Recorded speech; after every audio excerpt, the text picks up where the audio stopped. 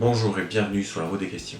Aujourd'hui dans ma lecture de Anne Errol, je me suis tout simplement rendu compte que nous étions posés les mêmes questions. C'est-à-dire où trouver le temps pour réaliser les différentes tâches de développement personnel qui nous permettraient de changer de vie. Et comme tout le monde, il s'est dit qu'au début il pourrait tout simplement commencer à le faire le soir. Mais assez rapidement, en réfléchissant, il s'est rendu compte que le soir c'était la porte ouverte à ne pas faire ces tâches, à laisser la journée déterminer un nombre d'excuses suffisantes qui lui permettraient de dire « Non, c'est bon, ce soir je ne saurais pas, je n'ai pas le temps de réaliser, de lire, de courir, de faire du sport. » Un autre élément essentiel, le fait de réaliser son activité le soir, c'est souvent s'empêcher de passer du temps avec sa compagne.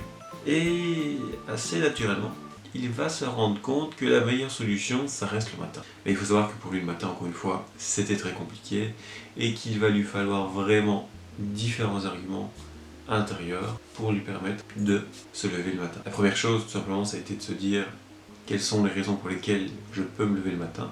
Le matin, on n'aura aucune excuse pour ne pas faire ses activités, toute son énergie, toute sa motivation, le maximum de concentration possible, et surtout, on aura la capacité de démarrer sur une note positive, ce qui devrait lancer le tempo pour le suite de la journée. Ouais, voilà, même s'il savait intérieurement toutes les qualités que c'était de se lever le matin, il ne restait pas moins compliqué de le faire.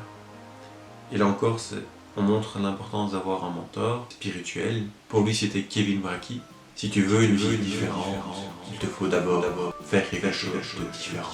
Mais là, encore une fois, ok, il a raison, mais comment réussir à se lever le matin?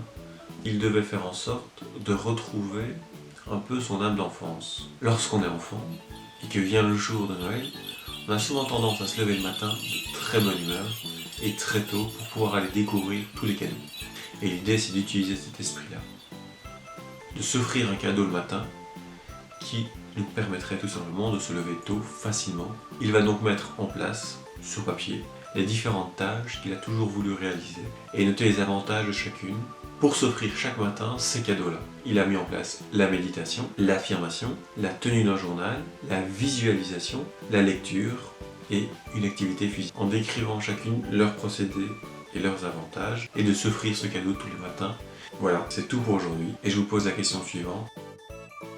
Quel cadeau vous offrez-vous le matin pour changer de vie ?